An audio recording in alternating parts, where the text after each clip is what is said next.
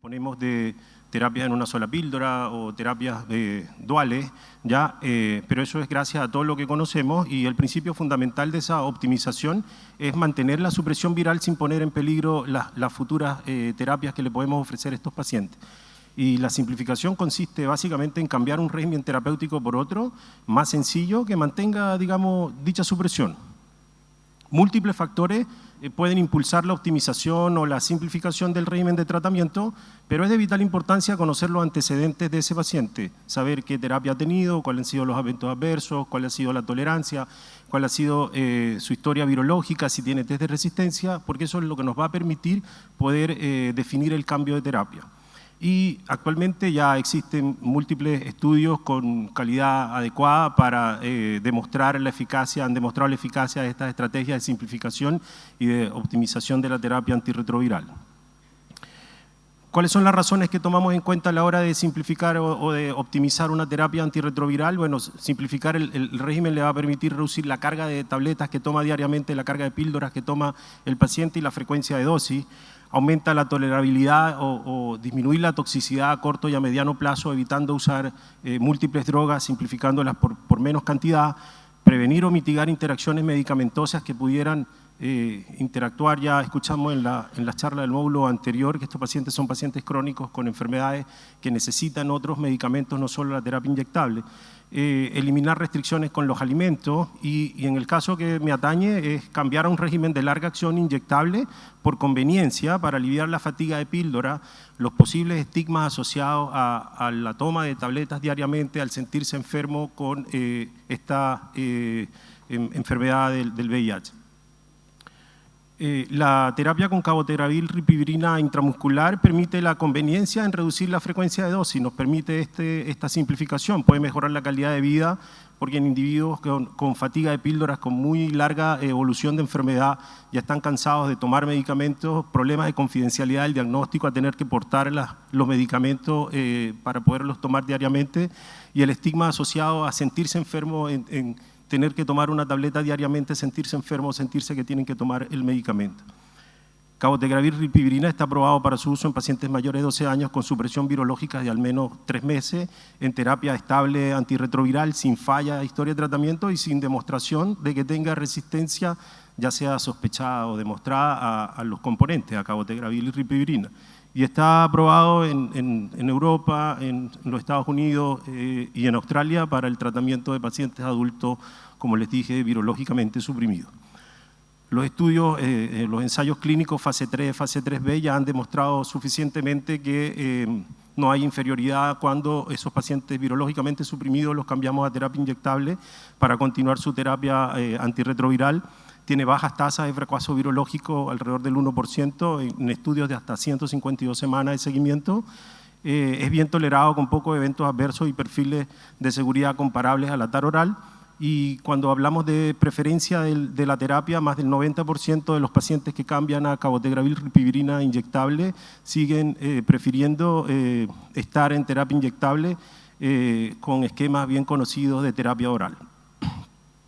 Evidencia del mundo real existe con más de 8.000 pacientes de personas que viven con VIH, respaldan la efectividad, la seguridad de esta terapia en una población bien diversa, con altas tasas de supresión virológica mantenidas después del cambio, con baja incidencia de resistencia emergente, y ciertamente se necesitan más datos de estudios de vida real, mirar cómo le va realmente a estos pacientes para poder definir esta terapia, y esto es lo que estamos haciendo nosotros. En cuanto a resumen de seguridad y discontinuaciones, hay baja tasa de discontinuación en estos estudios. Las reacciones básicamente son en el sitio de inyección, son comunes, pero generalmente son leves a moderadas, grado 1, grado 2, y los eventos adversos y las reacciones en el sitio de la inyección rara vez llevaron a la discontinuación del tratamiento. En cuanto a la preferencia y satisfacción del tratamiento, más del 95% de las personas que viven con VIH que se cambian a terapia inyectable, en los estudios de vida real siguen prefiriendo esta terapia, y las razones principales, como están allí y lo han demostrado varios estudios, es la conveniencia, la reducción de desafíos de tomar la pastilla diariamente y el menor estrés relacionado con el tratamiento. Así que sí hay mejoras significativas en la satisfacción del tratamiento cuando cambiamos estos pacientes a cabotegravir ripivirina. Entonces nosotros, lo que le vengo a mostrar es esta experiencia con pacientes a quienes se les realizó el cambio de terapia oral a esta modalidad de TAR dual inyectable para depósito intramuscular, y nuestro objetivo fue evaluar básicamente las características de esos pacientes a quienes cambiamos a terapia inyectable, evaluar su seguridad y su eficacia, identificar posibles factores que puedan incidir en la adherencia o en la eficacia de la terapia y explorar la experiencia en el impacto en la calidad de vida de estos pacientes que cambiamos. Este es un estudio básicamente observacional, prospectivo, en pacientes que se controlan en el Poli-VIH del Hospital Militar de Santiago. Se les ofrece por el staff que los controla, se les ofrece esta opción de terapia, se les informa, se les da todos los pros y los contras de cambiarse. Para ello tenían que ser pacientes que están suprimidos virológicamente en los últimos 6 meses, sin historia de mutaciones y que vivan en la región metropolitana de Santiago. Estamos partiendo con esta terapia y preferíamos tener pacientes que fueran de la región metropolitana para asegurarnos el cumplimiento cada 2 meses de la terapia inyectable. Se les ofreció la opción de simplificar su terapia a TAR inyectable y una vez que el paciente voluntariamente tomaba la decisión, se planificaba el cambio de la terapia. El cambio de la terapia se hacía con dosis de carga en el mes 0 y en el mes 1 y luego, según las recomendaciones del fabricante, dosis cada 8 semanas sucesivas. La terapia oral se suspendía el momento que se administraba la primera dosis en el mes 0 y los controles sucesivos se hacían con el médico infectólogo en el policlínico y de allí nosotros en la ficha clínica extraemos los datos de control virológico e inmunológico, es decir, la carga viral, el contagio CD4 de estos pacientes para mirar cómo se comportan, el registro de síntomas y posibles eventos adversos asociados a la administración del medicamento y la opinión del paciente en cuanto a la satisfacción con la terapia. Nos planteamos un seguimiento inicial de 1 año a partir de la primera dosis, por tanto estos datos no son definitivos, todavía estamos recibiendo pacientes o siguiendo los pacientes después que se iniciaron.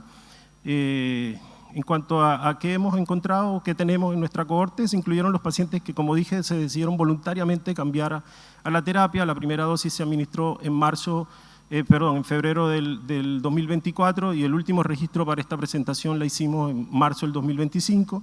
Se han incluido hasta el momento 10 pacientes y se han administrado un total de 59 dosis intramuscular. Como ven allí, el primer paciente tiene 8 dosis ya administradas, 3 pacientes tienen 6, 7 dosis respectivamente, 2 pacientes tienen 5 dosis y un paciente tiene apenas 2 dosis, recién inició.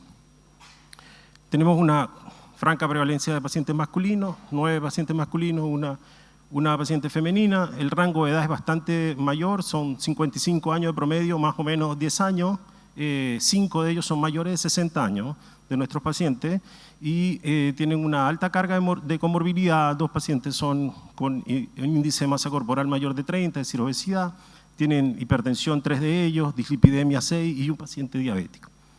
La duración de la enfermedad también son pacientes con larga evolución de la enfermedad, en promedio 13 años, pero vamos de 4 a 23 años de evolución de enfermedad, con también unos 11 años de terapia, de experiencia en terapia antirretroviral.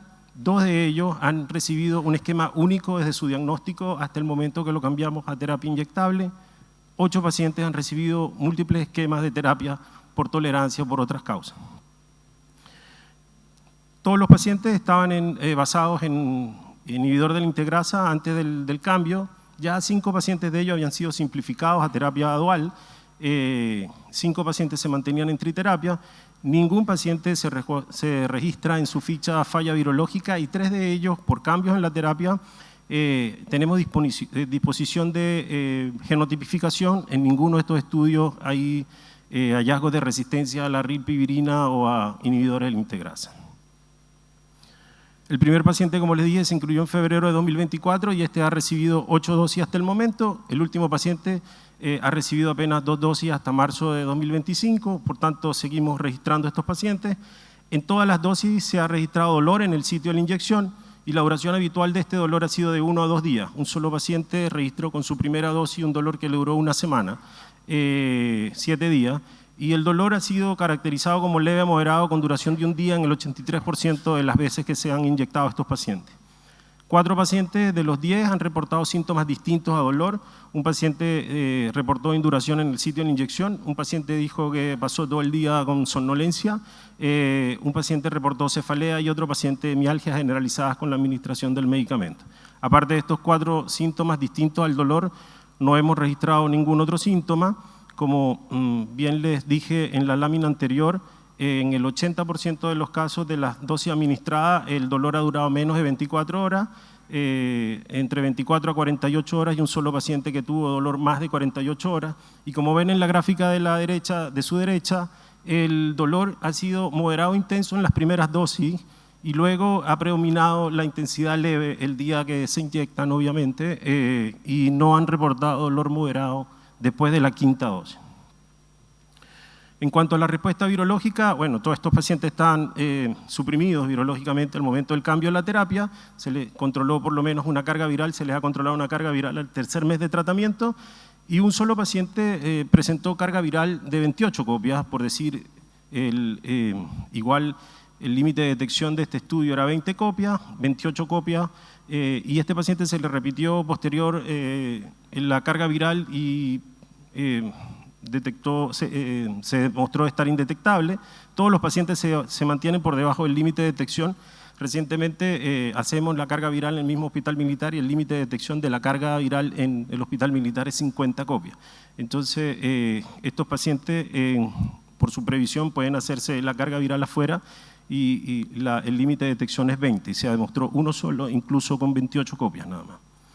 En cuanto a la respuesta inmunológica, previo al cambio de terapia inyectable, el contado de linfocitos TCD4 en 5 de ellos era mayor a 500, ningún paciente tenía menos de 200 CD4 y posinicio en la terapia con 9 pacientes, este paciente que comenzó recién ahora y tiene apenas 2 dosis, no le hemos hecho control de linfocitos TCD4 y los mismos 5 pacientes se mantienen con linfocitos TCD4 por encima de 500, no ha habido cambios significativos. Otros 2 pacientes entre 300 y 350 y 500 y otros 2 pacientes entre 200 y 350. Y en cuanto a los resultados, en cuanto a satisfacción de la terapia, cuando contamos a estos pacientes cuando llegan al control y le preguntamos, ¿usted tiene deseos de volver a la terapia oral? El 100% hasta ahora dice que no, que les ha cambiado significativamente su calidad de vida, sienten que el ATAR inyectable le permite vivir con mucha mayor libertad, mucha mayor confidencialidad al no verse expuesto al cargar el frasco de medicamentos y ninguno de ellos siente ansiedad por el hecho de tener que acudir al hospital a administrarse la dosis de medicamentos. En conclusión, nuestra pequeña cohorte de terapia dual inyectable con cabotegravir ripivirina ha sido bien evaluada por los pacientes con aceptable tolerancia, con excelente adherencia a visitas calendarizadas. El perfil de seguridad y eficacia ha sido similar a los estudios de vida real que hemos podido revisar, destacando un cambio positivo en los aspectos vivenciales de su condición de paciente crónico de calidad de vida cotidiana y por lo menos los factores de edad mayor a 60 años o estos 2 pacientes con índice de masa corporal mayor a 30 no han incidido, no han repercutido en la tolerancia ni en la supresión virológica. El dolor en el sitio de la inyección ha sido el evento adverso más frecuente, se ha caracterizado de ser de intensidad leve, de corta duración. Solo 4 de las 59 dosis administradas han reportado síntomas distintos al dolor y, como les dije previamente, esto es induración, cefalea, mialgia y somnolencia. Existe un alto nivel de satisfacción con la terapia de larga acción en relación a la disminución del temor por revelación del diagnóstico, a menor ansiedad en relación a olvido de horario, olvido de dosis diaria. Realmente hay algunos pacientes que se sienten como más libres o no tienen que tomar tabletas todos los días y algo bien importante que algunos pacientes dicen que no tienen que estar recordando el diagnóstico diariamente al tener que tomarse la tableta diariamente. Eso hasta ahora con los datos que tenemos con esta pequeña cohorte. Gracias.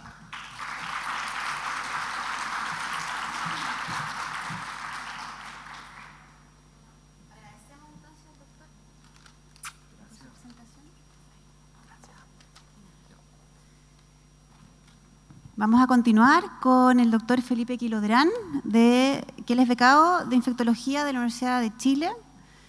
Nos va a presentar un estudio transversal de respuesta virológica comparativa entre antirretrovirales. 3 esquemas de coformulados, uno de ellos genérico, en un centro de atención VIH público. Adelante. Hola, buenos días. Mi nombre es Felipe Quilodrán, soy becado de Infectología de la Universidad de Chile y les voy a presentar el estudio denominado Estudio transversal de respuesta virológica comparativa entre antirretrovirales en base a 3 esquemas de coformulados, uno de ellos genérico, en un centro de atención VIH público. A modo de introducción, la terapia antirretroviral inmediata es el estándar actual en el tratamiento del VIH. En esto, Chile está respaldado para toda la población residente por las garantías explícitas en salud. Dentro de esta terapia, las cosas que más se utilizan en el sistema público, por muchas razones, son los coformulados de toma única, o STR, destacando entre ellos 3 que finalmente se llevan en la gran mayoría de las personas, que son el abacavir, lamivudina, dolutegravir o Triumec, tenofovir, lafenamida, emtricitabina y el litegravir o Genvoya, y el coformulado genérico tenofovir, lamivudina y dolutegravir, denominado TLD. También es importante recalcar el concepto de U igual U, indetectable igual intransmisible, puesto que finalmente va un poco de la mano con los resultados que voy a mostrar. Hace ya varios años se estableció como punto de corte 200 copias diciendo que las personas que estaban indetectables, su riesgo de transmisión del VIH era 0 vía sexual, y que ahora hace poco, en un estudio en el Lancet hace un par de años, se vio harta evidencia desde el punto de vista que cambió incluso las recomendaciones de la OMS, que voy a hablar un poco después, donde se decía que las personas viviendo con VIH que estaban con cargas virales menores a 1000 copias por ml, el riesgo de transmisión era cercano a 0, lo cual es súper importante, súper potente, y nosotros tenemos que tener clara esta información a la hora de poder enfrentarnos con una persona que venga y que quiera saber más de este tema. Entonces, ya hay mucho estudio desde el punto de vista de lo bueno que es el coformulado genérico desde el punto de vista de costo-efectividad, de supresión virológica, pero si uno analiza los estudios de efectividad que comparen, por ejemplo, los coformulados y no, por ejemplo, el cambio de switch de una terapia con inhibidor no glucósido, no hay mucho estudio a nivel internacional y ninguno a nivel nacional que compare los distintos coformulados, incluyendo el genérico. Entonces, a modo de esto, el objetivo de nuestro trabajo fue decir cómo están las personas que se atienden en nuestro hospital, que están con estos coformulados, y quisimos analizar el punto de vista, en este trabajo, la respuesta virológica. Así que el objetivo general fue evaluar la respuesta virológica de las personas que viven con VIH y que se atendían en el Hospital Clínico San Borja Arrearán y que estaban con algunos de estos 3 coformulados, Triumec, Genvoya y TLD. Y los objetivos específicos van un poco con los resultados que voy a mostrar. Eran 2 grandes objetivos. Uno era analizar la respuesta virológica de toda la población que estaba con estos 3 coformulados. La respuesta virológica se entendía como con 3 resultados distintos, que era carga viral menor a 50, menor a 200 y menor a 1000. Y tenían que estar con 6 meses de terapia al menos. Además de ese análisis general, hicimos un análisis específico de solamente las personas que no habían recibido ninguna terapia previamente o que eran naives y que estaban con este coformulado y que también llevaran 6 meses de terapia. Como material y método es un estudio de corte transversal. El corte del punto de vista del análisis se hizo el 1 de abril de 2024. Voy a presentar los resultados preliminares, puesto que todavía estamos procesando la información nueva del año 2025 y que tenían que tener carga viral disponible en el último control previo a esa fecha que establecimos como punto de corte. También analizamos, como dije, a este grupo distinto que eran los naives o que no recibieron ninguna terapia y que también tenían que estar con más de 6 meses de terapia y que obviamente no estuvieran con otros tratamientos al momento de la evaluación. Entonces los criterios de exclusión eran esos, un poco redundante, pero era que estuvieran con más de 6 meses de terapia y que no tuvieran otros tratamientos distintos al que ya mencioné anteriormente. Esta diapositiva es súper importante para entender los resultados que voy a mostrar, puesto que como es un estudio de vida real, no hubo aleatorización, o sea, es las personas tal cual se atienden en el Hospital San Borja Arrearán. Y eso habla de que finalmente los 3 grupos son evidentemente heterogéneos. En la gran mayoría eran hombres de mediana edad del punto de vista del grupo TLD hubo una diferencia estadísticamente significativa para la carga viral inicial. Es decir, las personas que estaban con TLD de esta toda población tenían cargas virales más altas al inicio. Desde el punto de vista de los recuentos CD4 inicial, no hubo diferencia estadísticamente significativa entre las 3 ramas y las edades de los 3 grupos también eran dispares. Entonces, ¿qué es lo que vimos? Las personas viviendo con VIH que estaban en control en el Hospital San Borja de Arrearán, que tuvimos información que estaban con estos 3 coformulados, eran un total de 3.990 personas, pero de estos, entre los datos que pudimos recopilar y todo, pudimos obtener un 71% de estas personas que teníamos claridad de que estaban con tratamiento por más de 6 meses y que estaban con una carga viral disponible para análisis. Entonces eran 2.844 personas separadas en estas 3 ramas, 36% para el grupo TLD, 38% para el grupo Triumec y 26% para el grupo Genvoya. El primer resultado es el porcentaje de la población de cada uno de estos grupos que logró cargas virales menores a 50 copias. Finalmente hubo un resultado un poco inferior desde el punto de vista estadístico. Esto no es asociación de causalidad, sino que simplemente son los datos así mostrados tal cual son. La población del grupo TLD logró un 85% el resultado con carga viral menor a 50 copias, versus un 93% del grupo Triumec y 94% versus el grupo Genvoya. Luego vemos que los números se parecen cada vez más cuando uno va como corriendo el resultado que se analiza y los porcentajes de la población que logra tener cargas virales menores a 200 copias. En el grupo TLD era un 95% versus 97% en el grupo TRUMEC y 98% en el grupo Genboya. Esto, si uno hacía el análisis estadístico, mostraba algún grado de significancia, pero mucho menor que la que se vio en la primera vez.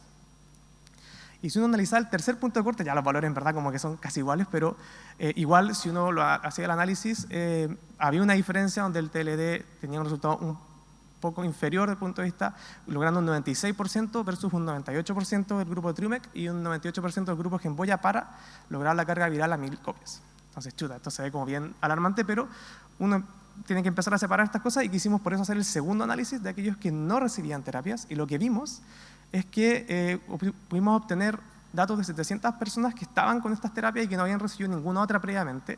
De estos pudimos obtener datos de 572 que efectivamente estaban con carga viral disponible y en tratamiento por más de 6 meses.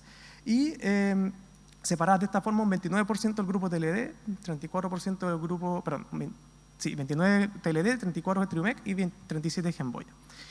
Y lo que pudimos ver es que en todos los análisis que voy a mostrar ahora, estas diferencias que se veían en el grupo de la población total se pierden. O sea, no hay ninguna diferencia que esté en contra de TLD y se ve que no hay diferencia estadísticamente significativa en el punto de corte de carga viral menor a 50 copias, lográndolo un 87% del grupo TLD, 90% en el grupo TRUMEC y 93% en el grupo Genboya. Si uno analiza los otros puntos de corte, uno ve que, de hecho, si uno hace el análisis estadístico, el grupo TRUMEC tiene un resultado un poco inferior para el resultado de carga viral menor a 200 copias, logrando un 97% versus un 99% del grupo Genboya y un 100% del grupo TLD.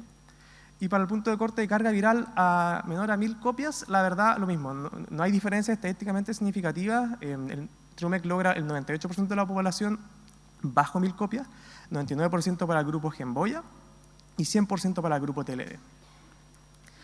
Pucha, harto que discutir en verdad con estos datos porque es difícil de mostrarlos y interpretarlos de la forma más fidedigna.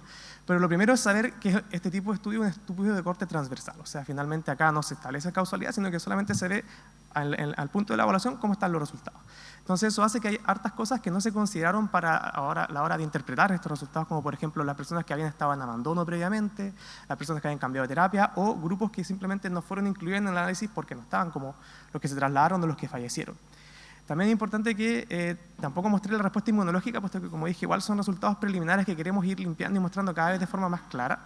La costo-efectividad, que en verdad hay muchos estudios que está demostrado. De hecho, recuperé el dato del costo mensal y se ve que un comprimido de TLD sale a 117 pesos versus 4.200 TRUMEC y 6.300 Genboya. Y, como dije, es un estudio de la vía real. Eso hace que, finalmente, si uno vea cómo partieron estos grupos, se ve que no son grupos que están en las mismas condiciones. El grupo TLD efectivamente tenía cargas virales más altas, las edades eran dispares y todas estas cosas pueden influir a la hora de poder mostrar estos resultados. Y si uno saca todo eso y finalmente se queda con, ya, ¿qué es lo que pide la OMS para el 2030? 95, 95, 95, establece nuevos puntos de corte, establece como la supresión virológica como cargas virales menor a 1000 y la indetectabilidad como cargas menor a 200, y ambas las cumple el coformulado genérico. Entonces, a modo de conclusiones, se observa un alto nivel de efectividad para los 3 coformulados en cuanto a lo que es la supresión virológica plasmática. La diferencia es que, como dije, nos costó harto, la verdad, como poder mostrar esto de forma bien fidedigna. Pueden ser explicadas por las características de los grupos ya mostrados y que en el grupo NAIS el coformulado genérico tuvo una efectividad no inferior a la de los coformulados de la farmacia innovadora y que cumpliría los requisitos para hacer una primera línea. Eso sería. Muchas gracias.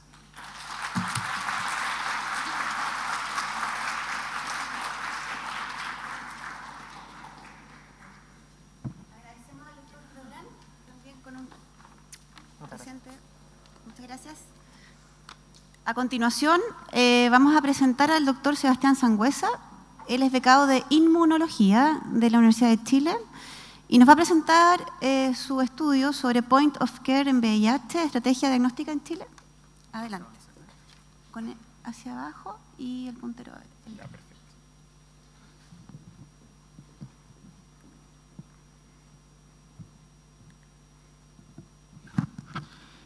Buenos días a todos. Bueno, como ya me presentaba, soy Sebastián Sangüesa, becado de Inmunología. Yo sé que la jornada ha sido totalmente VIH, por lo tanto traté de hacer como un marco teórico bien acotado, ¿ya? Y que nos va a servir para entrar de lleno a nuestro estudio. Yo sé que el título es bastante ambicioso, ya al plantear como Point of Care como una estrategia diagnóstica para Chile, y vamos a tratar de dilucidarla durante la presentación, si esto eventualmente podría ser posible. ¿De dónde sale la inquietud? Este es un informe realizado por la Contraloría General de la República en su informe de auditoría de marzo del 2022, donde podemos ver en el gráfico, bueno, no sirve el puntero, pero en el gráfico de su izquierda podemos ver en azul la cantidad de casos confirmados por año, ya que si bien hay un aumento progresivo, esto también va de forma concordante con el gráfico en rojo, que es la cantidad de casos notificados por año.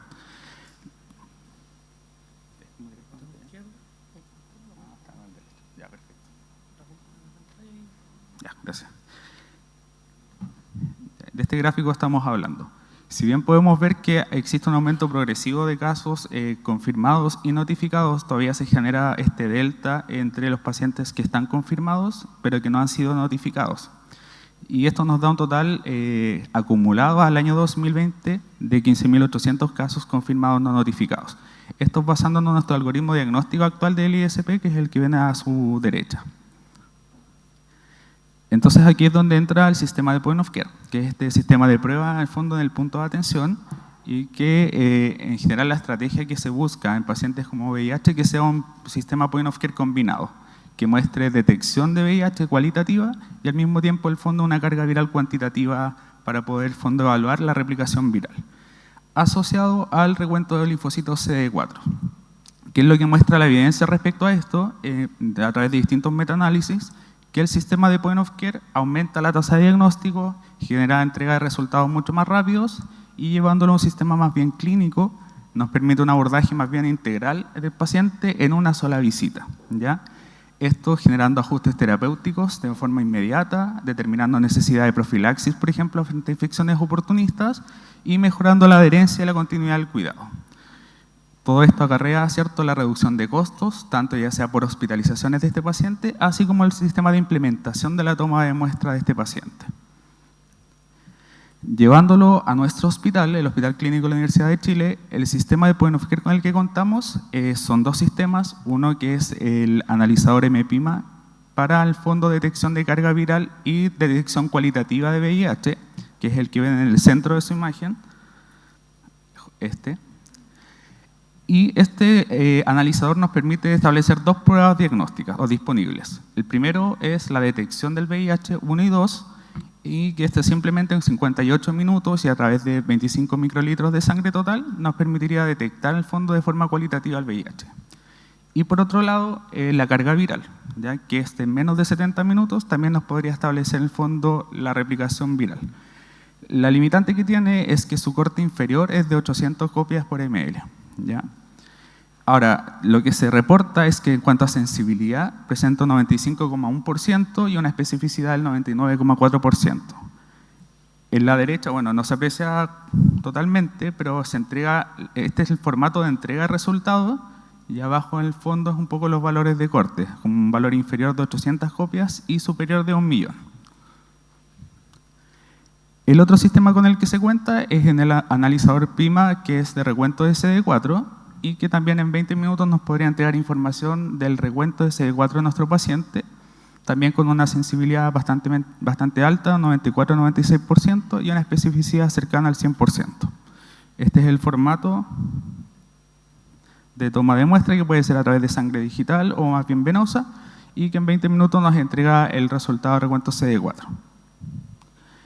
Entendiendo todo este marco teórico, es que nos planteamos establecer la correlación que existe entre el diagnóstico establecido por el ISP versus el diagnóstico establecido a través del sistema Point of Care, ¿ya? Entonces, nuestra hipótesis fue que el sistema Point of Care para VIH arroja resultados que son muy concordantes o similares con el algoritmo de confirmación del ISP para VIH. Este fue un estudio experimental de correlación, donde se buscó verificar este método de Point of Care versus el método estandarizado actual con el que se cuenta, y fue realizado en el Laboratorio de Biología Molecular de nuestro hospital. Este estudio estuvo a cargo también de Pablo Ferrer y de Verónica Ramos, Bioquímica.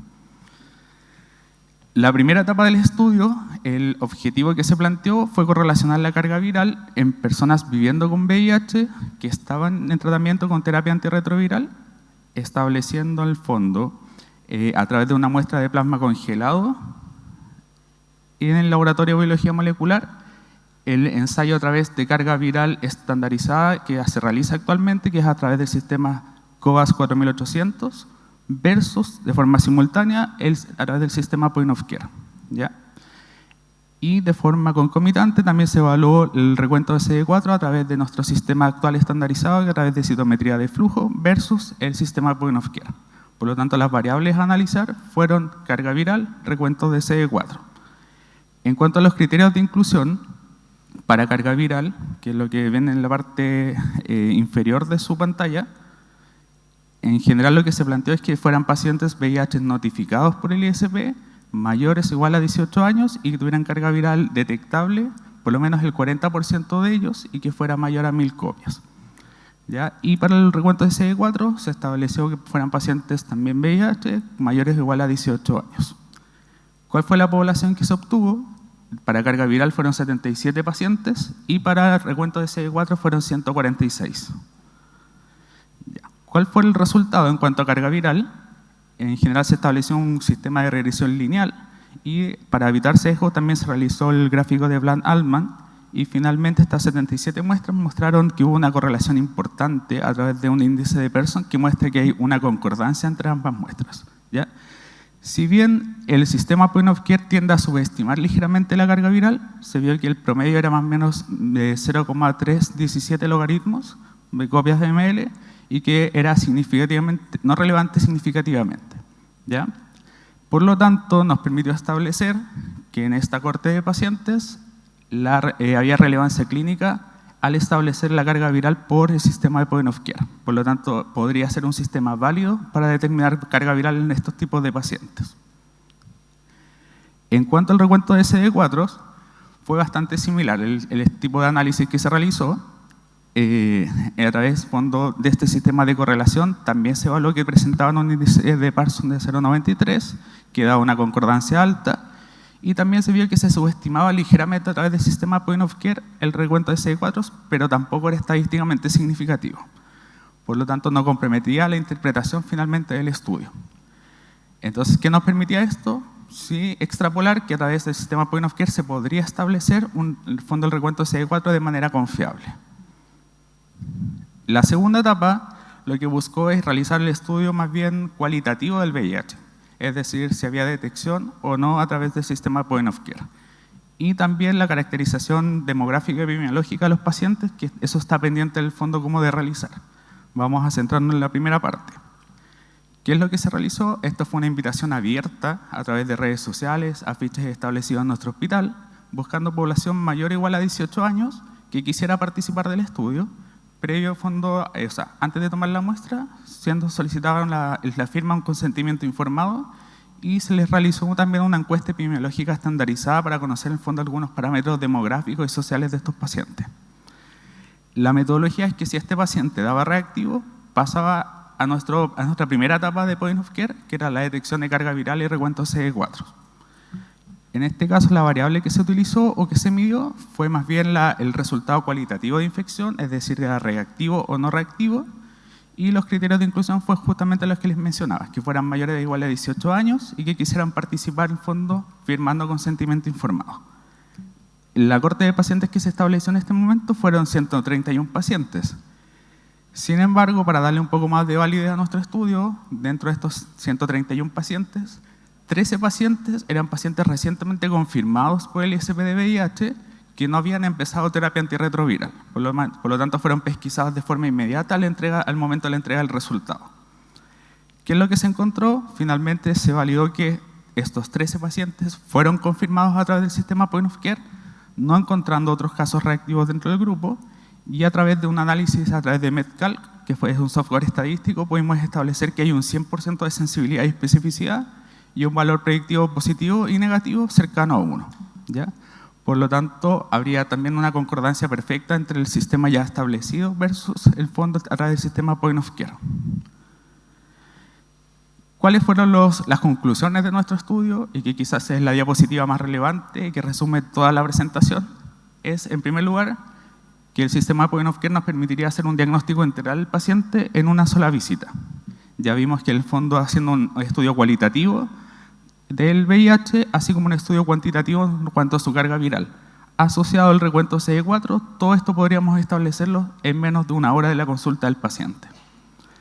Otro punto importante es que pudimos demostrar que existe un rendimiento que es equiparable al de referencia actualmente establecido. Ya vimos todo el sistema de los índices de concordancia y el fondo, la sensibilidad y especificidad, sobre todo a través del test como rápido realizado por sistema Point of Care.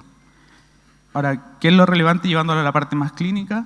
Que esto sí tendría un impacto programático, tal vez nos permitiría establecer bases más fundamentadas para el tema de descentralización del examen, eliminando las ciertas limitantes con las que se cuenta actualmente, ¿ya? Y lo otro que sería muy importante, que nos disminuiría esta brecha que mostrábamos en el gráfico inicial, permitiendo el diagnóstico, la notificación y el inicio de tratamiento en la primera consulta. Ahora, esto se hace mucho más evidente. Yo también trabajé como general de zona en una región distante de Santiago, donde había demora y latencia finalmente el resultado del examen. Por lo tanto, esto sería mucho más beneficioso en ciudades o lugares mucho más alejados, ¿ya? Y también nos contribuiría, pensando a largo plazo, a disminuir como la brecha que existe actualmente y mejorar el fondo en la meta 95-95-95 establecido para el 2030.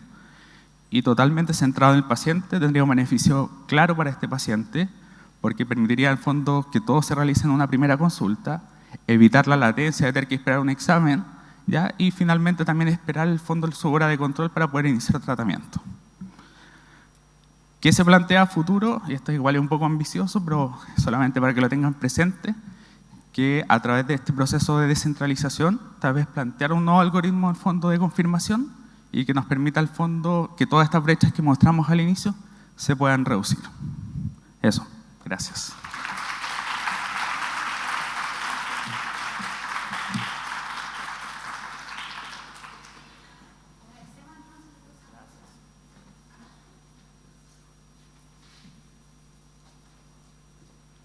Invitamos a continuar con la doctora Macarena Rosenblut. Ella es becada de infectología de la Universidad de Chile y después va a estar con nosotros en Puerto Montt, así que estamos muy contentos. Va a presentar un estudio sobre mortalidad y etiología de funciones en personas con VIH en Chile, análisis de 25 años en la era de la terapia antirretroviral. Adelante. ¿Con esto lo así?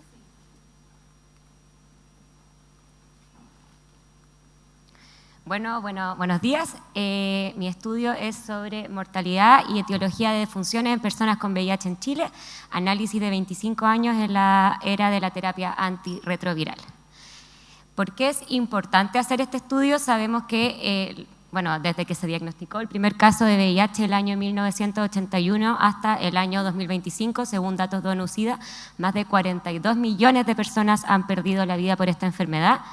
Y tenemos claro que el acceso a la terapia antirretroviral es lo que ha disminuido significativamente la mortalidad. De hecho, si vamos a ver estudios de la población de Estados Unidos en los 90, era la primera causa de mortalidad en pacientes jóvenes y eso ya no es más. De hecho, los estudios muestran que desde el año 2024 hasta ahora se han evitado 20 millones de muertes por el acceso a la terapia antirretroviral y, sin embargo, a pesar de lo exitoso que es la terapia, el 2023 630.000 personas murieron por SIDA a nivel mundial.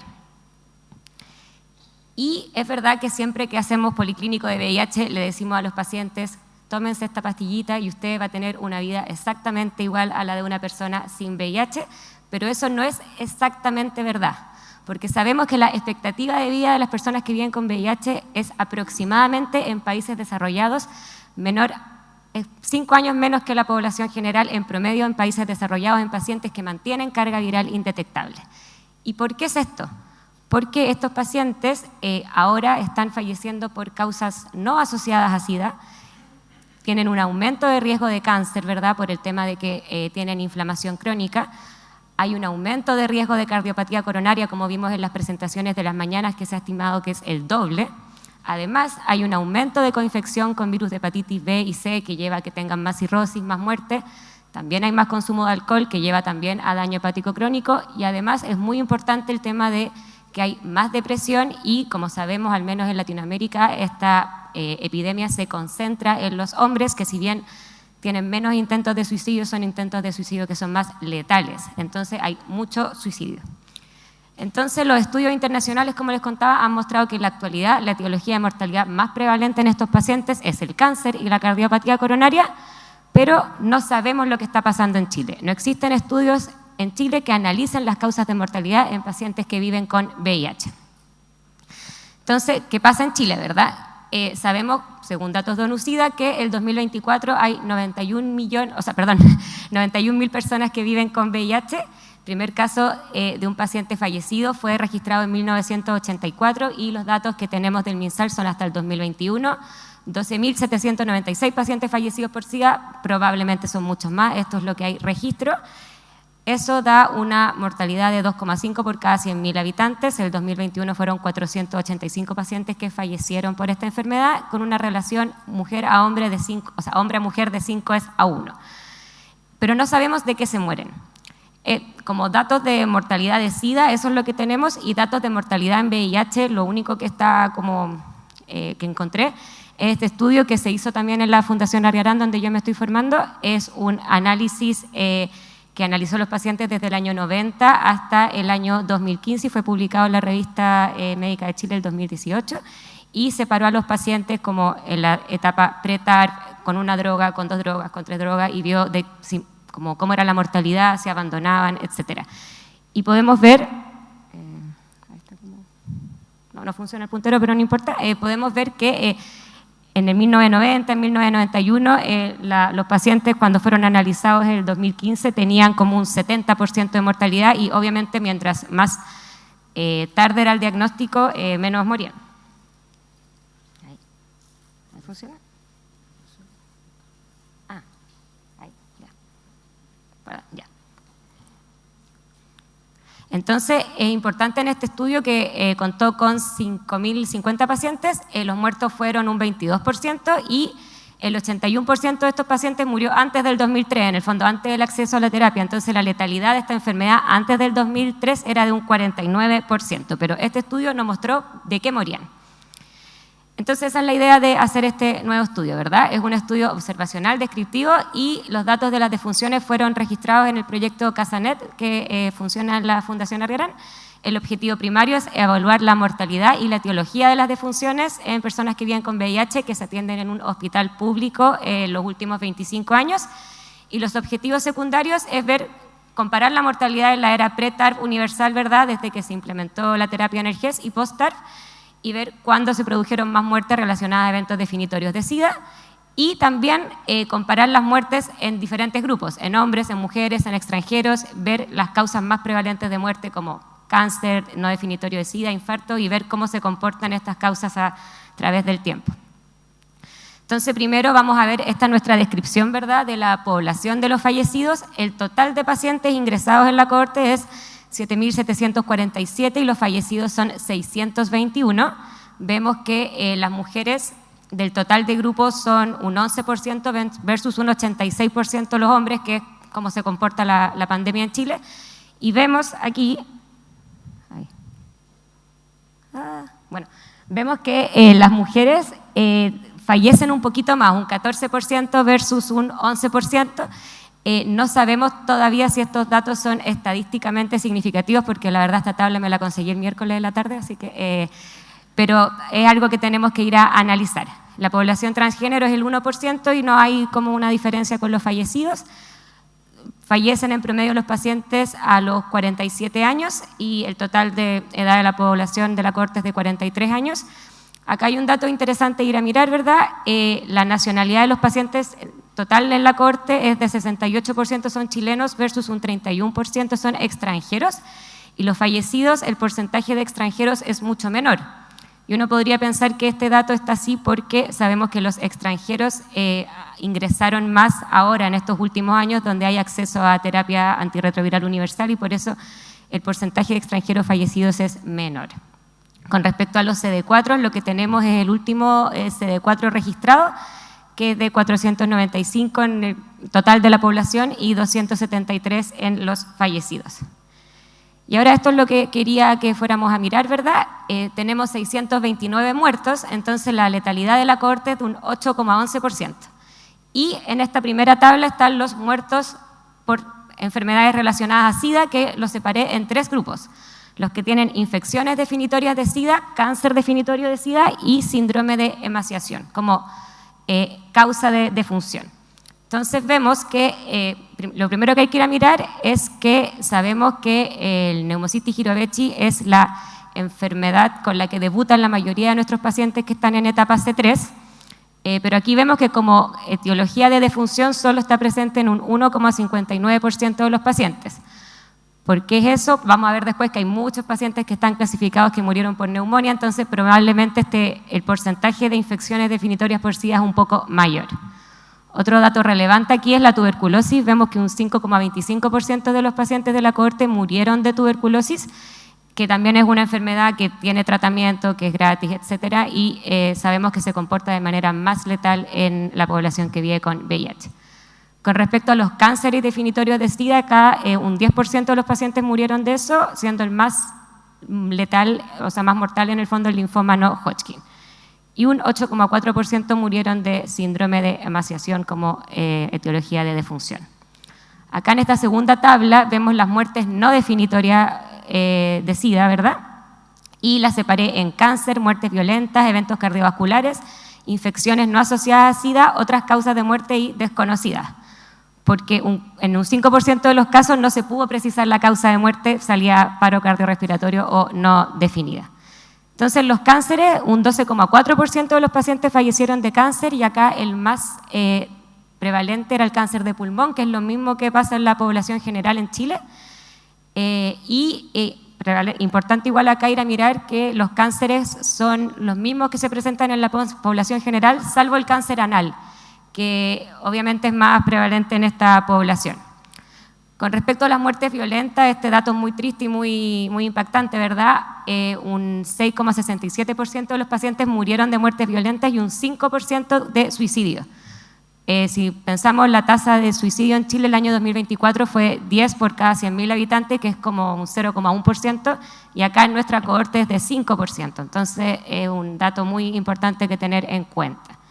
Con respecto a los eventos cardiovasculares, 7,47% y un 2,86% murió de un síndrome coronario agudo, que no es un dato menor considerando que es una población joven.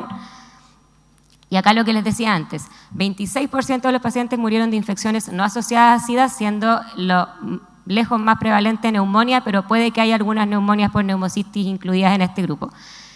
Y acá igual relevante, desde el año 2000 al 2023, 2,25% de pacientes, 14 pacientes murieron de COVID, para que también lo tengamos en cuenta que fue una causa importante de defunción.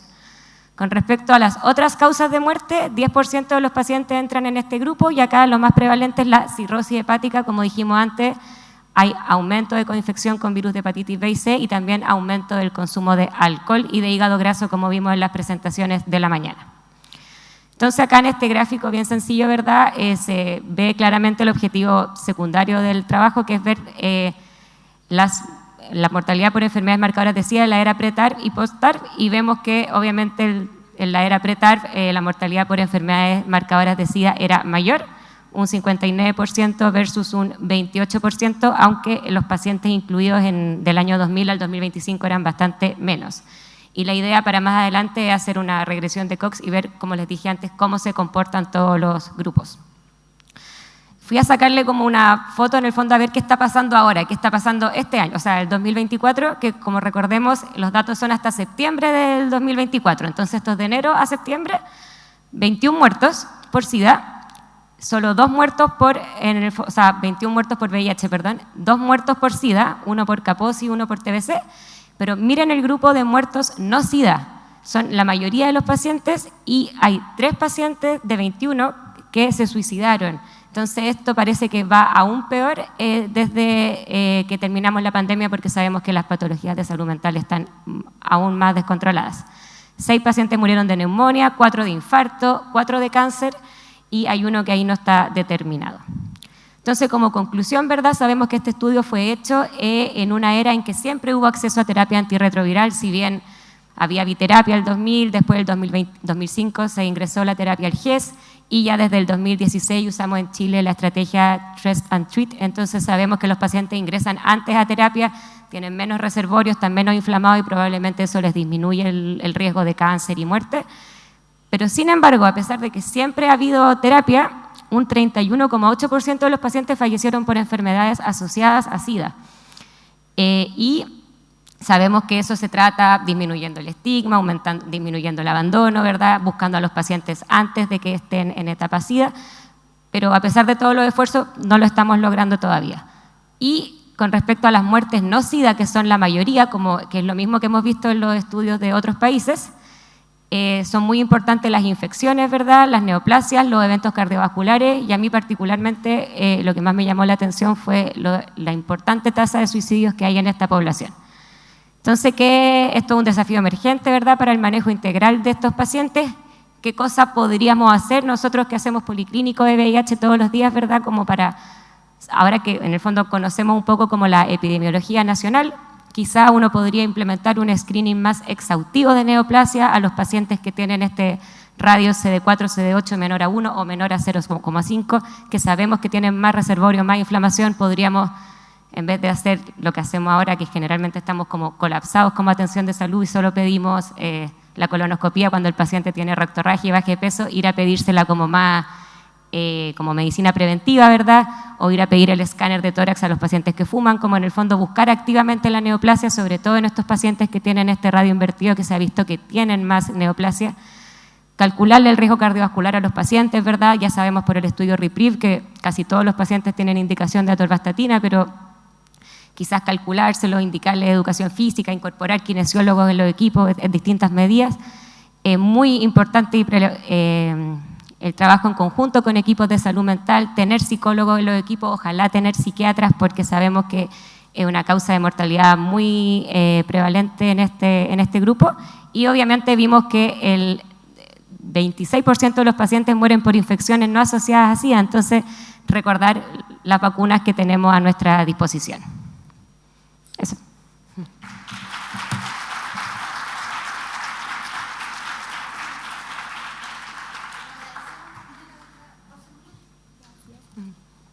Y vamos a continuar con el doctor Pablo Salazar. Él es becado de infectología de la Universidad Católica. Nos va a presentar su estudio sobre niveles de anticuerpos antiantígenos de superficie de virus hepatitis B en personas que viven con VIH con presencia de anticuerpos anticore de hepatitis B. ¿Es suficiente protección la presencia de anticore de virus hepatitis B? Un estudio piloto. Adelante. Este es para el puntero. Aquí ahí. Bueno, es ahí. Ya, ¿y para pasar con este? Y para pasar con el de abajo. Eso. Ya. Perfecto, muchas gracias. Bueno, buenos días. En realidad bien largo el título de mi trabajo. Voy a tratar de descomplejizarlo porque son muchas palabras en realidad. Pero la idea de este estudio en el fondo es que estamos viendo en pacientes que tienen anticor positivo con antígeno de superficie negativo de hepatitis B, ¿qué tan buena protección tendrían midiéndole anticuerpos anti-antígeno de superficie? O sea, en el fondo, alguien que tuvo una infección pasada, resuelta, si es que tienen anticuerpos anti-antígeno de superficie o no. Bueno, este estudio estaba siendo desarrollado por mí y por mi tutora, la doctora María Elena Ceballos. Bueno, y lo que quería hablar, en realidad, primero que nada, como empezar a hablar de cuál es el problema que tenemos acá. La verdad, la hepatitis B es algo que es bien importante a nivel internacional. Si uno se fija, de hecho, datos de la OMS del año 2000 refería que hasta 2 billones de personas habían tenido contacto o expuestas a la hepatitis B. Billones con B larga. Y 254 millones de personas están viviendo con una hepatitis B crónica. Esto habla de hasta un 3,5% de la población mundial. Ahora, esto es bien variable dependiendo del país en el que estemos. Hay países que tienen muy alta endemia y que en el fondo es mucho más frecuente. Pero algo importante de todo esto es que las personas que viven con VIH en general desarrollan más hepatitis B crónica, más riesgo de complicaciones, de cirrosis, de cáncer hepatocelular, y en general también se asocian a tener viremias más altas de virus hepatitis B y además menor producción de anticuerpos. Entonces, en realidad esta es una población que esto es bastante relevante, considerando todo lo que hay de datos a nivel internacional. En ellos en particular es algo que realmente tenemos que poner mucha atención. Y de hecho se estima que hasta un 10% de las personas que viven con VIH pueden tener una infección crónica por hepatitis B. Bueno, esto es un poco para recordar de cómo funcionan las serologías. Es bien complejo porque son hartas cosas lo que tenemos que evaluar, pero en general lo que hablamos es cuando hay un antígeno de superficie de hepatitis B positivo con un anticorpo positivo, esto habla de una infección natural. Ahora, si esto se mantiene positivo, el antígeno de superficie, por más de 6 meses, hablamos de una hepatitis B crónica. Y lo que nosotros queremos ver en este estudio es justo la fila de más abajo, que son personas que ya perdieron este antígeno de superficie, o sea, hicieron un clearance de la infección, pero que mantienen este anticorpo positivo, o sea, tuvieron una infección natural. Y lo que queremos ver acá es, en realidad, bueno, en el fondo es, si es que lograron tener anticuerpos que los protegen de una nueva reinfección o de reactivación a largo plazo. Lo que se cree en general es que deberían mantener anticuerpos protectores, pero la verdad esto no está tan claro. Y con el paso del tiempo cada vez se ha ido viendo que al parecer, dado que además tienen más viremia y tienen menos producción de anticuerpos, podrían ir perdiéndolos. Entonces, lo que nosotros queremos ver es, efectivamente, ¿pierden estos anticuerpos o no? Y bueno, ¿cuáles son las recomendaciones internacionales cuando tenemos una persona que debuta con VIH y nosotros lo vemos en la consulta y le tomamos serologías y screening inicial? Bueno, a nivel europeo lo que se recomienda es a todo paciente tomarle un antígeno de superficie y un anticorpo para ver en el fondo si es que tuvieron una infección antigua o no. Y en los pacientes que tienen el anticorpo positivo, en especial si tienen transaminasas elevadas, pedirle una carga viral de hepatitis B. Y uno dice, ¿por qué esto? Bueno, en realidad hay hartas cosas que podrían pasar. Una cosa podría ser en que tengan efectivamente una hepatitis B crónica y que tengan un antígeno de superficie menor al límite de detección del laboratorio. Y otra opción también que pueden tener es que incluso hay reportes de pacientes que tienen un antígeno de superficie mutado y que por eso no es reconocido y finalmente tienen una hepatitis B crónica. Entonces, por eso es que piden hacer esta carga viral. Y las guías de la DHHS lo que recomiendan es hacer screening en todos los pacientes, en el fondo con antígeno de superficie y anticuerpos anti-HBs. Ahora, ¿qué tan frecuente es tener este anticuerpo aislado, el anticuerpo aislado? En realidad es bien variable en la literatura. Lo que se ha visto es que hasta un 10% de los, perdón, hasta un 28%, incluso a veces dicen hasta un 30% de los que tienen anticuerpo positivo no tendrían anticuerpos. Es súper variable dependiendo de la serie y dependiendo del país, pero algo bastante importante es que hasta un 10% de ellos podrían tener carga viral detectable. Ahora, ¿qué pasa con los anticuerpos y por qué se pierden? Bueno, en realidad la mayor evidencia que tenemos es en base a las vacunas.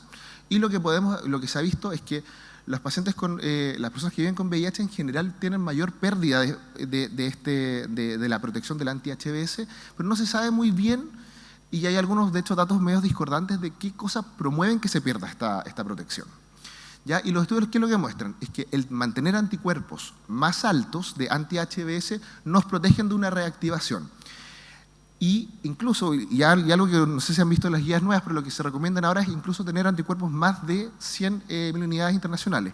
¿Por qué? Porque lo que se ha visto es que estos pacientes que tienen más altos títulos los mantienen a largo plazo, a más de 18 meses, se mantienen con títulos protectivos, no así en los pacientes que logran solo entre 10 y 100.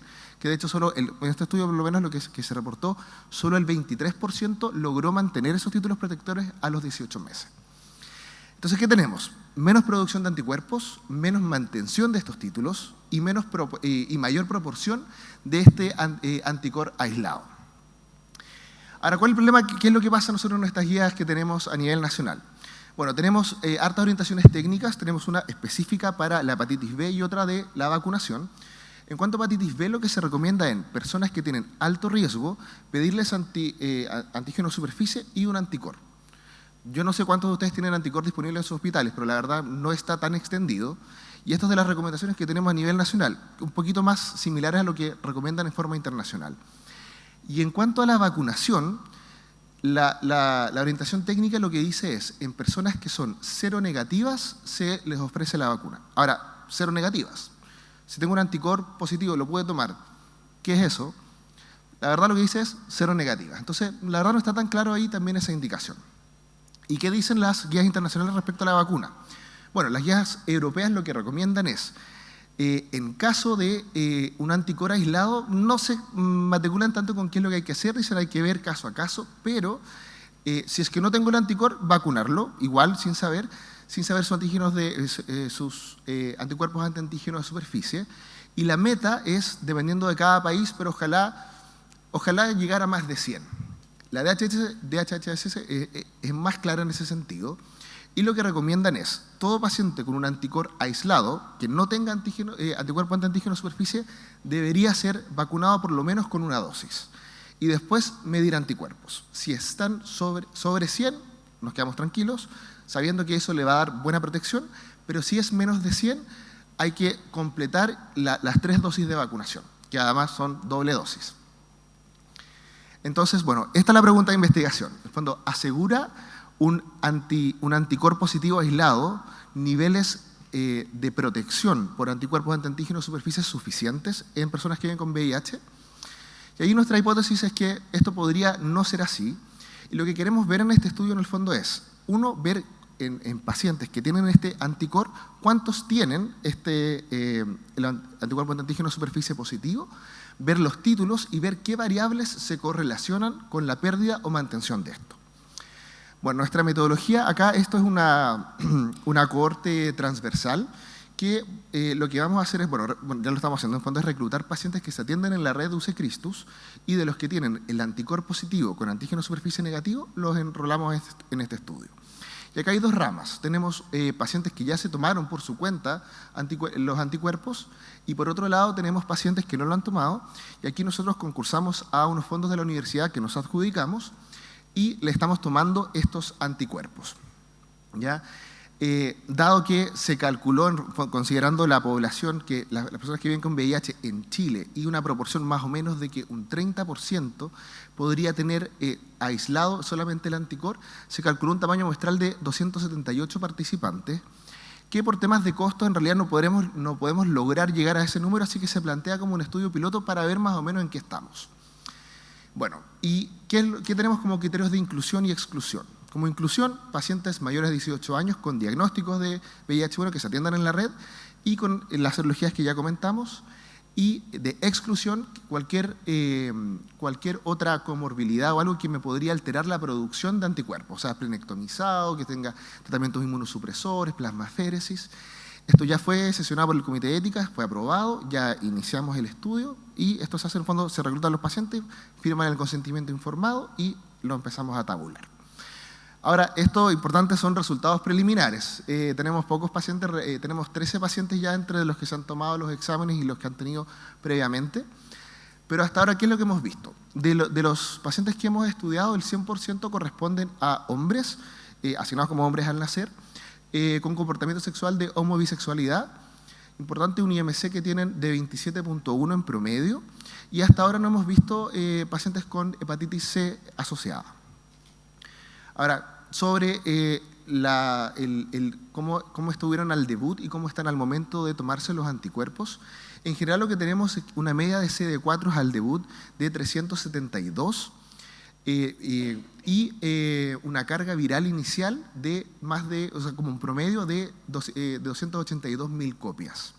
En general, estos pacientes, la mayoría debutaron en etapa A y de estos pacientes que se han ido siguiendo posteriormente, se tomaron los anticuerpos, lo que hemos visto es que la gran mayoría se mantiene indetectable. No tenemos pacientes con falla virológica y tenemos solamente algunos pacientes que están con un blip, pero aparte de eso, en general, sin falla virológica. Y han logrado harto aumento de su CD4 y en promedio, desde que se inició, desde que partieron terapia y que se tomaron los anticuerpos, han pasado aproximadamente 95 meses de terapia. Bueno, ¿qué es lo que hemos visto? Esto es como lo más importante acá del estudio. De los pacientes que hemos reclutado, que como digo son 13 pacientes, vemos que un 23% tienen anticuerpos que no son suficientes para asegurar una protección, que son medidos como más de 10, o sea, 23% no tienen protección. Del resto, tenemos un 46% que están en este rango que es entre 10 y 99, que en el fondo son pacientes que lo que se ha visto es que podrían ir perdiendo rápidamente también estos títulos protectores. Es decir, de todo esto, o sea, ese 23% y ese 46% ya estarían sujetos a la vacunación según las guías internacionales. Y tenemos solamente un 30% de los pacientes que tienen anticuerpos medibles más de 100. Algo importante acá que en este gráfico que tenemos acá a la derecha, acá lo que quisimos correlacionar es el título de los anticuerpos antiantígeno de superficie y el anticor para ver si es que hay alguna correlación. Y la verdad, hasta ahora, por lo menos de forma preliminar, pareciera que no. O sea, el tener un anticor mucho más positivo no me asegura que yo tenga más anticuerpos antiantígeno de superficie, por lo menos preliminarmente. Ya, pero lo que yo más como quiero destacar acá en el fondo es la proporción de pacientes que hasta ahora tenemos que no tienen protección. Y ahora sí que, bueno, esto es una forma de graficar en general todas las variables que estamos viendo hartas variables, desde IMC, tabaquismo, uso de drogas intravenosas, género, en el fondo edad, un montón de otras cosas. Más que nada como desde la información que hay en pacientes, en personas no VIH, por ejemplo, ahí se ha visto que la pérdida de anticuerpos en general por vacuna se asocia más a tabaquismo y obesidad. Acá lo que se ha visto que al parecer hay alguna asociación también en cuanto a mayor IMC, menor títulos de anticuerpos, hasta ahora lo que se ha visto, y también a mayor CD8, también menor título de anticuerpo. A la vez una relación negativa en cuanto al ratio. O sea, pacientes que al parecer están más inflamados, más CD8, podrían hacer menos producción de anticuerpos. Ahora, ya, eso es como en forma global. Ahora, ¿qué pasa respecto a cambiar de régimen a un régimen que no tenga cobertura dirigida a hepatitis B como con TDF o TAF? Las guías internacionales lo que recomiendan es, por lo menos las guías europeas dicen ahora, estas actualizaciones por lo menos de noviembre y diciembre del año pasado, es que podría pasarse igual a un régimen que no contenga tenofovir, pero idealmente retestearlo. Y en estos pacientes que se pasan a este régimen y que tienen solamente el anticor positivo, igual pedirles carga viral para asegurarnos de que no reactiven de forma posterior. Y en caso de la DHHS lo que recomendación de expertos es idealmente no pasarse a estos regímenes y si es que lo va a hacer, tener anticuerpos antiantígenos de superficie y que esté vacunado. Ahora, siempre y cuando que se mantengan indetectables y con estos anticuerpos protectores. Bueno, ¿qué pasó con la cohorte de los pacientes que estamos viendo nosotros? Acá tenemos un 54% de los pacientes que están con un esquema que no incluye tenofovir o TAF, que en el fondo, según estas guías, idealmente para haber hecho ese cambio, tener carga viral o haber asegurado estos anticuerpos antiantígenos. Entonces, en el fondo, no estoy diciendo que no se puede hacer, de hecho es algo que yo creo que todos hemos hecho por mucho tiempo, pero en base a esta evidencia que estamos teniendo y esta pérdida del anticuerpo antiantígeno de superficie, hay que tener un poquito más de ojo en estos pacientes, que algo que nosotros igual lo hacemos, si es que lo vamos a inmunosuprimir, le partimos algún otro medicamento, cuando alguna quimioterapia o algo, igual nos fijamos bien en el anticor, entonces pareciera que en esto igual hay que tener un poquito más de ojo y no solamente hacer el cambio tan rápido. Entonces, bueno, en base a todo lo que hemos revisado, ¿qué conclusiones preliminares? Que quiero dejar bien claro, esto es preliminar. Al parecer, la presencia de este anticor no asegura que nosotros tengamos un anticuerpo antiantígeno de superficie suficiente. La mayoría de los títulos que encontramos han sido menores a 100, o sea, serían pacientes que deberían ser vacunados según las recomendaciones internacionales. Y al parecer hay alguna correlación con el número CD8 y también con el IMC, tanto como en la población general. Ahora, hay limitaciones, nosotros no estamos midiendo carga viral de hepatitis B, no sabemos si hay una hepatitis B oculta. Y bueno, esto va a ser un estudio piloto, así que no podemos hacer no tenemos un tamaño muestral tan grande como para calcular una real prevalencia, pero sí nos puede orientar más o menos en qué estamos. Entonces, como mensajes finales, hasta ahora, bueno, nosotros a nivel nacional no estamos financiando la toma de estos anticuerpos antiantígenos de superficie. Creo que es súper importante nosotros saber y tener datos locales. Hay pocos datos en general a nivel mundial de esto y son bien dispares país a país y todo depende mucho de la prevalencia que hay en ese país. Así que creo que es súper importante nosotros tener datos nacionales y saber en qué estamos. Esto es todavía un trabajo aquí que todavía continúa, pero la idea en el fondo es ver si es que en base a esta evidencia eventualmente hacer algunos cambios en cuanto a las recomendaciones de vacunación. Eso, muchas gracias.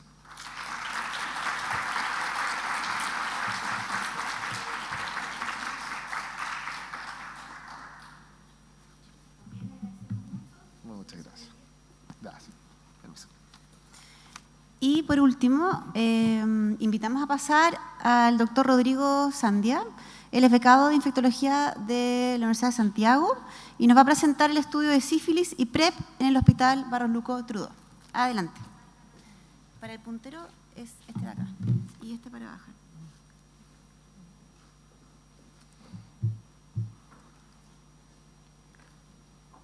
Ahí sí.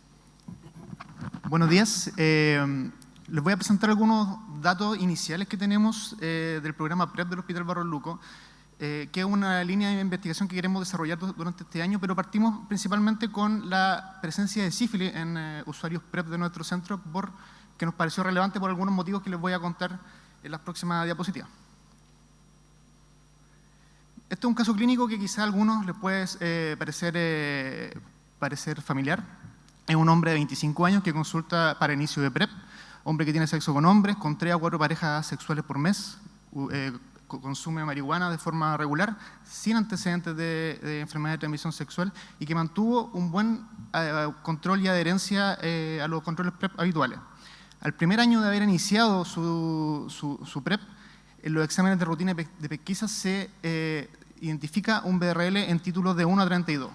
El usuario nos dice que está asintomático, que asegura haber tenido relaciones sexuales siempre con preservativo, pero uno a ahondar un poco más en la anamnesis del paciente nos relata que sí, efectivamente, relaciones sexuales penetrativas con preservativo, pero las relaciones sexuales de otro tipo, sexo oral, no había utilizado. ¿Ya? Y ahí uno hace un poco la mea culpa que de repente dejó de lado algunos consejos de otro tipo de enfermedades de transmisión sexual y que nos determinan que tenemos a un usuario que no está enfermo y que ahora lo está. Entonces, si uno empieza a revisar la literatura respecto al PrEP, tenemos que ya en el 2003 se empiezan a publicar los primeros estudios en vida real para poder prevenir la infección por el VIH. Fue hasta el 2015 cuando la Organización Mundial de la Salud recomendó a nivel mundial el uso de esta estrategia, focalizado principalmente en poblaciones y en países con mayor incidencia. Se logró acumular harta evidencia en estudios clínicos y estudios de la vida real con costo, efectividad y seguridad, y en ese momento se pensaba que no había cambio en la percepción de riesgo de otro tipo de enfermedades que uno pudiese adquirir mediante sus conductas sexuales. Muchos estudios que son bien conocidos, bien icónicos, como el Discover, el Hypergay, el Proud, que estaban diseñados para poder definir la efectividad del PrEP, que en sus outcomes secundarios o incluso en sus eventos adversos relataban un poco la presencia de enfermedades de transmisión sexual. Por ejemplo, el Discover, que era un RCT doble ciego de no inferioridad entre el TDF y el TAF, tenía en su grupo de características basales a los usuarios que tenían sífilis menos de un 1% y ya después de 86 semanas de seguimiento ya aumentaba eso un 2 o un 13%. El Hypergay, que era para validar también el PrEP a demanda, también resultados similares, y el Proud también, que era un estudio para ver de seguimiento del PrEP, también lo veía. Ninguno de ellos con resultados con significancia estadística, pero que algo nos hablaban un poco de que pudiese haber algún tipo de relación con esto. Hay varios estudios, pero yo les quería mostrar dos. Uno es este estudio que ya tiene sus años, pero que me pareció bastante relevante, que habla un poco de la sífilis como, por así decirlo, un predictor de la infección por VIH en usuarios PrEP. Este es un estudio que se hizo con 2.500 hombres que tenían sexo con hombres, seronegativo, donde la intervención fue la administración de TDF con antracitabina más consejería y el control fue placebo. Y los outcomes medidos fueron la infección por VIH y la infección la infección por sífilis. Los resultados fueron interesantes. De esa cohorte, 129 usuarios se infectaron con VIH y se dieron cuenta de que los que se infectaron con VIH y que habían tenido sífilis durante este seguimiento tuvieron un hazard ratio de 2.6, o sea, 2.6 veces más posibilidades de haberse contagiado con VIH por haber tenido sífilis previamente. Este otro estudio, que es una cohorte en Canadá, en las Columbias Británicas, que se presentó en el CROI el año pasado, donde se vieron dos ramas: los usuarios que eran PrEP, que eran mayores de 18 años, hombres que tenían sexo con hombres, y el control eran pacientes en VIH con terapia antirretroviral. Y se dieron cuenta que las tasas de incidencia de sífilis en los usuarios PrEP eran mayores a los que estaban en terapia para para el VIH, de un 5.09 versus 3.79 casos por 100 personas año. En Chile, las tasas de sífilis han ido un poco en aumento en los últimos tiempos. Hasta antes de la pandemia iban subiendo, bajando, pero iban subiendo en promedio. Y post pandemia tuvimos un aumento importante de los números de casos de sífilis, tuvimos un pic en el 2023 que bajó un poco el año 2024, vamos a ver cómo nos va este año, pero en general, y no solamente en Chile, sino que también a nivel mundial, han ido aumentando los casos de sífilis, ¿ya? Algo que tener en cuenta, y por tanto, si aumentan a nivel general los casos de sífilis, probablemente nuestra población que tengamos bajo control en PrEP también lo vayan a hacer. El PrEP en Chile ya tiene, el 2015 lo sugirió la OMS como estrategia, en el 2019 se incluyó dentro de la estrategia del MinSal. Fueron 9 centros de salud piloto, dentro de ellos está el Hospital Barros Luco, que ha logrado tener un N que nos parece que es relevante como para poder ir analizando y sacando algunas conclusiones de qué se está haciendo bien, qué se está haciendo mal o qué podemos mejorar respecto a algunas medidas que tomamos en nuestro control y seguimiento de los pacientes. El primer análisis que quisimos hacer de nuestros datos de los usuarios PrEP fue caracterizar el diagnóstico de sífilis, incluyendo las reinfecciones, en usuarios del programa PrEP del Hospital Barros Luco entre el julio del 2019 y febrero del 2024, evaluando el tiempo de inicio de la profilaxis y el tiempo de infección por sífilis, el primer diagnóstico de sífilis. Tuvimos los objetivos específicos que también nos trazamos, que fue describir características sociodemográficas y clínicas de los usuarios que ingresaron a PrEP en el Hospital Barros Luco, determinar el tiempo transcurrido entre el inicio de PrEP y el primer diagnóstico de sífilis durante el primer año de seguimiento del uso del fármaco, y también determinar el tiempo transcurrido entre el inicio del PrEP y el diagnóstico de sífilis durante toda la duración del programa, o sea, del 2019 al 2024. ¿Por qué elegimos hasta el 2024 y en específico el 28 de febrero del 2024? Fue para que los usuarios que hayan ingresado hasta esa fecha poder darle un seguimiento de al menos un año que coincide ahora con el fin de febrero del 2025. Estas son las características de todos los usuarios que hemos tenido en el programa durante estos casi 6 años, ¿ya? No son los que están ingresados al estudio, a los resultados que les voy a mostrar más adelante, es como para tener una fotografía de cómo está funcionando el programa PrEP en el Hospital Barros Luco. Desde el inicio, que fue en el 2019, hasta el 28 de febrero del 2025, han ingresado 531 usuarios. Varios han consultado y por distintas razones se ha desestimado el inicio de PrEP en ellos, pero de los que han ingresado a la profilaxis son 531. 303 se encuentran activos hasta el momento en el programa y hemos tenido durante este periodo 2 seroconversiones. La edad promedio, 33,7 años, que va en un rango entre los 20 y los 68 años, una proporción de pueblo originario del 3,3%, y predominantemente hombres cis los que se han ingresado al programa, casi 92%. También mayoritariamente hombres que tienen sexo con hombres, un 94%, y la nacionalidad que han tenido los usuarios que han ingresado a nuestro programa son también predominantemente chilenos, un 59%, seguido por nacionalidad venezolana, un 30%, y después vienen otras nacionalidades de las que destaca Colombia, y después vienen otros países como Haití, México, Argentina, Perú, Ecuador. En todo este tiempo y hasta la fecha donde nosotros analizamos los ingresos que se infectaron con sífilis, hasta que fue el 28 de febrero del 2024, tuvimos 411 ingresos, de los cuales 45 tuvieron infección por sífilis, es decir, casi un 11% de nuestros ingresos tuvieron una infección por sífilis en todo este periodo. Los aumentos de los números de infecciones por sífilis también coinciden un poco con la tabla que le había mostrado, con la curva que le había mostrado de la infección nacional que hemos tenido de casos por sífilis, ¿ya? Las características basales que podemos identificar en estos 45 usuarios que se infectaron con sífilis son bastante similares al total de usuarios PrEP que tenemos en el hospital. Principalmente ahí la diferencia podría ser la nacionalidad. En los usuarios PrEP que se infectaron con sífilis, la proporción de chilenos y venezolanos es la misma, 19 y 19, pero todas las otras características, la edad, el sexo, la orientación sexual, las mujeres y hombres transgéneros son similar proporción, y las causas también por las cuales el grupo de población riesgo por la cual iniciaron PrEP también. El resultado primario que nos planteamos entonces fue que de los 411 usuarios PrEP que analizamos entre el 2019 hasta febrero del 2024, 45 presentaron infección por sífilis durante el seguimiento. Y de esos 45, 19 casos, es decir, un 42,2%, fueron diagnosticados durante el primer año de PrEP, lo que representa un total de 4,6% del total de ingresados. De estos 19 usuarios que se infectaron durante el primer año, hubo un 73,6%, o sea, eran 14, que ya presentaban el antecedente de al menos una enfermedad de transmisión sexual previa al ingreso al programa. La mayoría, casi la totalidad, se diagnosticaron con sífilis latente precoz. Un 31% tuvieron episodios de reinfección durante el seguimiento. No necesariamente durante el primer año, pero sí se reinfectaron 2 veces, y algunos 3 veces, algunos hasta 4 veces durante el seguimiento.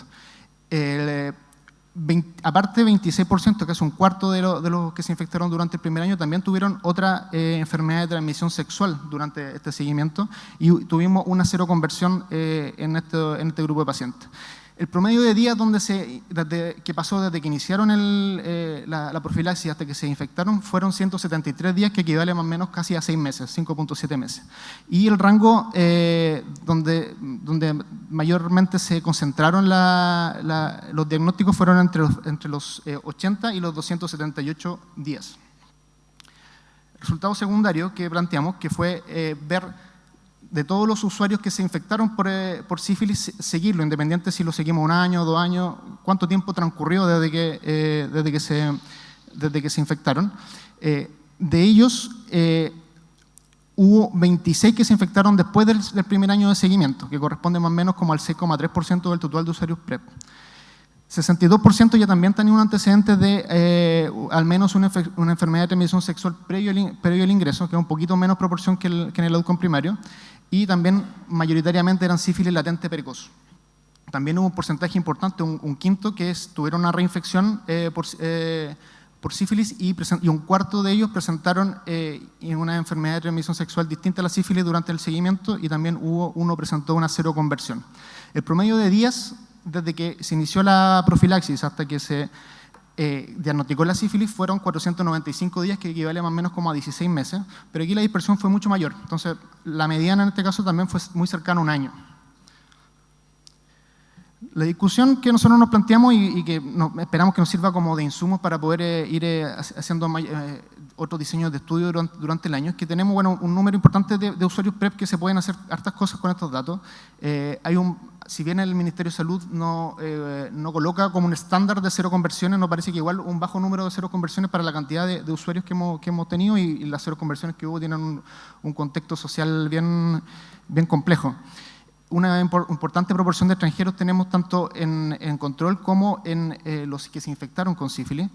Y casi la mitad de los diagnósticos de sífilis ocurrieron durante el primer año, casi los 6 meses, que coincide un poco como el segundo o tercer control con profesionales de la salud. A 1 año al año de ingreso, como les decía, la mayoría se infectaron como a los 6 meses, y tenían muchos de ellos antecedentes de enfermedad de transmisión sexual, que es uno de los motivos por los cuales uno puede derivar a un usuario a iniciar el PrEP. Las causas, pueden ser varias. Nosotros no es como si no hayan ocurrido a nosotros, también están descritas en la literatura, porque esta discusión de si el PrEP genera una menor sensación de riesgo respecto a otra enfermedad está, pero también puede ser que estamos testeando a una población más de riesgo y que por eso estamos diagnosticando que sea más enfermedad de transmisión sexual, o porque tenemos una población entre comillas cautiva que lo estamos testeando de forma seguida, y que por eso también llegamos al diagnóstico. Quizás si nos testeáramos todos de forma como lo hacemos los usuarios PrEP, quizás también tendríamos diagnósticos de sífilis mayores. Y también lo que nos parece irrelevante, que nos da insumo para algunos estudios que queremos hacer para buscar con otros diseños algo más de causalidad de por qué está ocurriendo esto. Las limitaciones, es un estudio observacional retrospectivo. Tenemos una base de datos que, si bien están los ingresos y los reingresos establecidos, como no son no son pacientes, no están enfermos estas personas, pueden suspender la terapia por distintas razones, porque dejan de estar activos sexualmente, porque muchos de ellos son extranjeros, salen del país, no tienen acceso al fármaco. Entonces eso, y quizás les pasa en sus centros PrEP también, no está muy bien registrado. Y también que son controles trimestrales, por tanto, si hoy día veo a un usuario PrEP que tiene un BRL negativo, no tiene ninguna enfermedad de transmisión sexual, lo cito en 3 meses, puede que se haya infectado mañana y me voy a dar cuenta en 3 meses más cuando lo vea que se infectó, y la fecha de diagnóstico no va a ser muy clara. Bueno, eso les quería contar. Muchas gracias por darnos la oportunidad de mostrarles estos datos, y si podemos hacer una base de datos con todos los centros PrEP que estén acá en el país, yo creo que también sería un súper aporte para poder conocer una realidad más bien nacional y no solo local. Eso, muchas gracias.